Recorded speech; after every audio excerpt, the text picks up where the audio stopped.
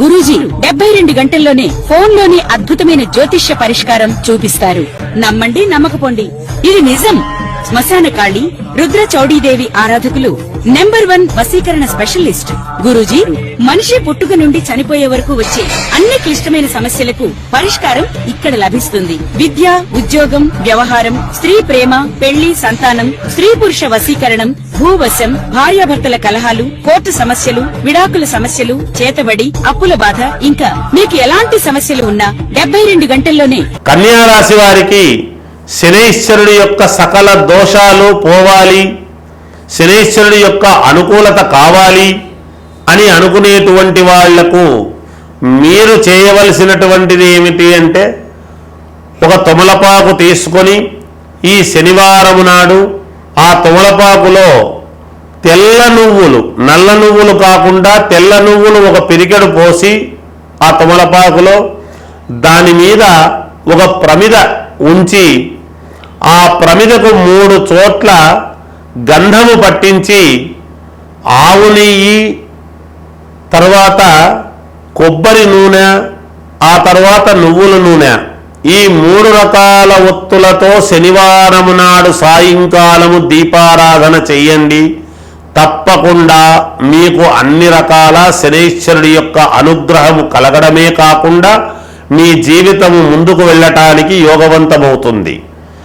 అంతేకాకుండా ఒకవేళ అనారోగ్యముతో బాధపడుతూ ఉండేటువంటి వాళ్లకు ఇదే ప్రక్రియ మరుసటి రోజు ఆదివారం రోజు కూడా చేసి సూర్యభగవానుడి యొక్క అనుగ్రహము మీరు పరిపూర్ణముగా పొందాలి అని అనుకునేటువంటి వాళ్లకు మీరు చేయవలసినటువంటిది ఏమిటి అంటే, గోధుమలు అలాగే బియ్యము 2 దానము చెయ్యండి. మీ శక్తి అనుసారము దానము చేయవచ్చును. ఎంతో కొంత దక్షిణ అనేటువంటిది ఇవ్వటము అవసరము. అలాగే ఒక ఆకుపచ్చని గుడ్డతో సహా దానము చెయ్యండి. తప్పకుండా మేలు జరుగుతుంది, విజయము లభిస్తుంది. జయోస్తు. శ్రీ మహాగణాధిపతయే నమః. ఐం మహాసరస్వత్యే నమః. శ్రీ లలితాంబికాదేవియే నమః. 12 రాసుల వాళ్లకు ఈ మే నెలలో అత్యంత అద్భుతమైనటువంటి ఒక కీలకమైనటువంటి రోజు రాబోతూ ఉన్నది. ఎందుకంటే మీ జాతకాలలో శనైశ్వరుడి యొక్క ప్రభావము ఎలా ఉండబోతూ ఉన్నది, శని భగవానుడి యొక్క అనుగ్రహము ఎలా పొందాలి, ఎలా మేలు చేసుకుంటే మీ అందరికీ కూడా జాతకాల్లో ఉన్నతమైనటువంటి దిశకు వెళ్ళగలుగుతారు అనేటువంటి దానికి శనైశ్వరుడి యొక్క జన్మ తిథి, జన్మ రోజు అనేటువంటిది, అంటే పుట్టినరోజు, అంటే సహజంగా జయంతి, శని జయంతి అనేటువంటిది ఒకటి ఉన్నది. ఎప్పుడు అంటే శాస్త్రములో ఏమి చెప్పింది అంటే, వైశాఖ బహుళ అమావాస్య అనేటువంటిది చెప్పినది. శనివారము నాడు అమావాస్య రోజు పుట్టాడు అనేది తెలుస్తూ ఉన్నది. ఆ అమావాస్య నిజంగా శనివారము ఈ మే 15, 16వ తారీఖు కూడా ఉన్నది. 15వ తేదీ ఉదయాననే సూర్యుడు ఉదయించేటువంటి దానికంటే ముందే అమావాస్య వచ్చినది. తర్వాత కూడా 16వ తేదీ మధ్యాహ్నము దాకా కూడా ఉన్నది. మనకు శాస్త్రము ఏమి చెప్పింది, సూర్యుడు ఉదయించినప్పుడు ఏ తిథి అయితే ఉన్నదో అదే తిథే ఆ రోజంతా కూడా చెప్పుకోవాలి అని చెబుతూ ఉన్నది.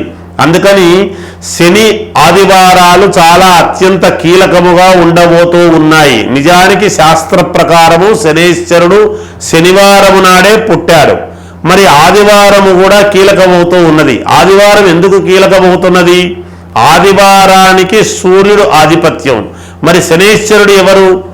సూర్యభగవానుడికి సౌజ్ఞాదేవికి, సౌజ్ఞాదేవి సూర్యభగవానుడితో వివాహము చేసుకుని కొంతకాలము కాపురము చేసి మరి యముడు యమున అనేటువంటి సంతానాన్ని పొంది తర్వాత సూర్యభగవానుడి యొక్క వేడికి ఆ సౌజ్ఞాదేవి ఆమె కాపురము చెయ్యలేక ఆ వేడికి సూర్యభగవానుడి దగ్గర, స్వామి మీ వెలుగు లోకానికి అంతటికీ కావలసినటువంటిదే, కానీ నేను మీ వేడికి తట్టుకోలేకపోతూ ఉన్నాను, మీ ధాటికి నాకు ఏమాత్రము నా శరీరము అందుకు సహకరించకుండా ఉంటూ ఉన్నది. మరి ఏమి నేను చెయ్యాలి అంటే, మరి సూర్య భగవానుడు ఏం చేస్తాడు? ఆయన జన్మతః ఆయన వేడి అటువంటిది, ఆయన తీక్షణత అటువంటిది. అగ్నిగోళములాగా భగభగ మండుతూ ఉంటాడు సూర్య భగవానుడు. మరి అటువంటి ఆయన్ను ఆమె పరమేశ్వరుడి గురించి ఒక తపస్సు చేసి, ఆ తపశ్శక్తితో ఆమె ఏమి చేసింది? తనలాంటి ఒక ఛాయను అంటే నీడను ఆమె సృష్టించి తనలాగే ఉండేట్టుగా చేసుకొని ఆమెను ఛాయాదేవిగా పెట్టి సూర్య భగవానుడి దగ్గరికి పంపించింది అని మనకు శాస్త్రము చెబుతూ ఉన్నది.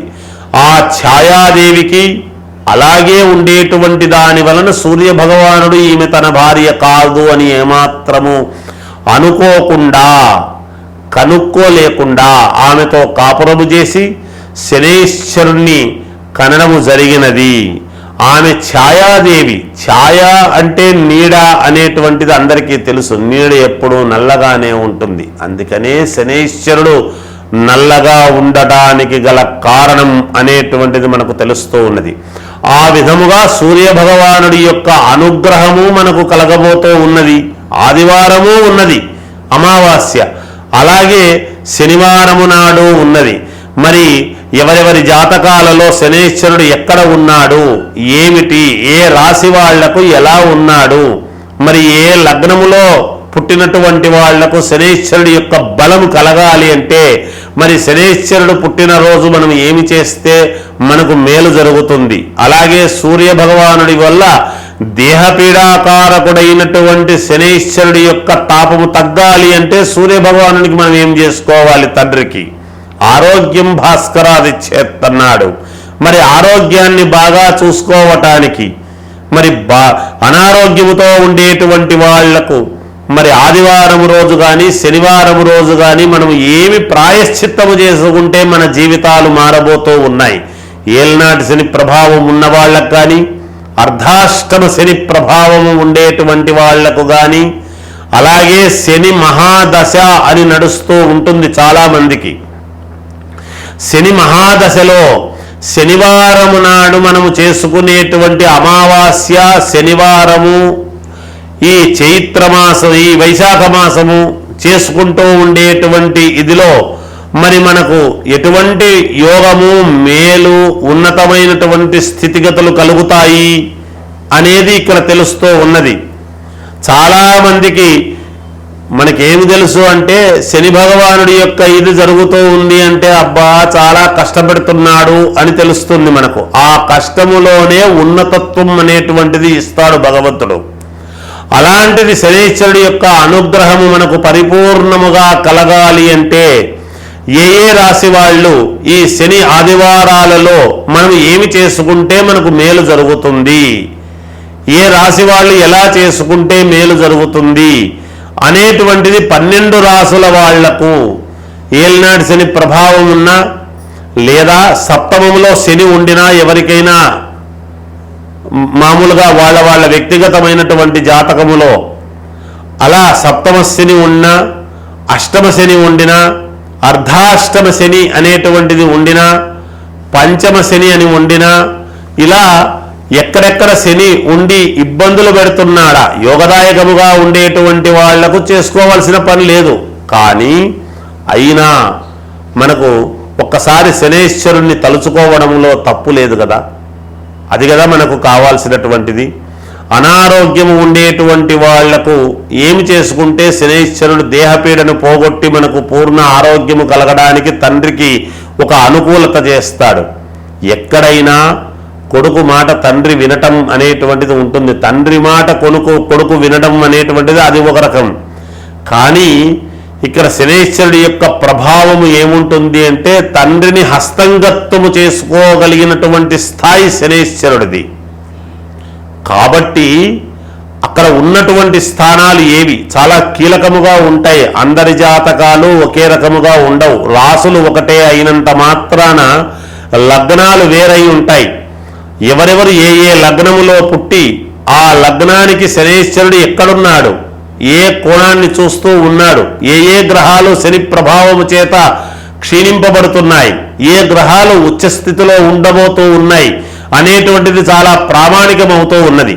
అటువంటి వాళ్ళు మీకు కావాల్సినటువంటి వాళ్ళ దగ్గర ఒక్కసారి చూపించుకొని ఈ అవకాశాన్ని, ఈ శనైశ్వరుడి యొక్క పుట్టుక ఏనాడైతే జరిగిందో ఆ శనివారం నాడు అమావాస్య వచ్చింది కాబట్టి ఆ రోజు మీరు గనక పరిహారము చేసుకున్నారు అంటే మీ జాతకములో ఉండేటువంటి సకల దోషాలు హరించుకొని పోవటానికి చాలా మూలము, ప్రాముఖ్యత, ఉపయోగము, మీ జీవితము ఉన్నట్టుండి ఒక వెలుగు రావటము, అద్భుతమైనటువంటి యోగాన్ని అందుకోవటము, ఇస్తే శనైశ్వరుడు ఆకాశానికి తీసుకువెళతాడు లేదా పాతాళ లోకానికి తొక్కేస్తాడు అని ఉన్నది. అందువలన ఈ శనైశ్వరుడి యొక్క అనుగ్రహము అందరూ పొందుదురుగాక.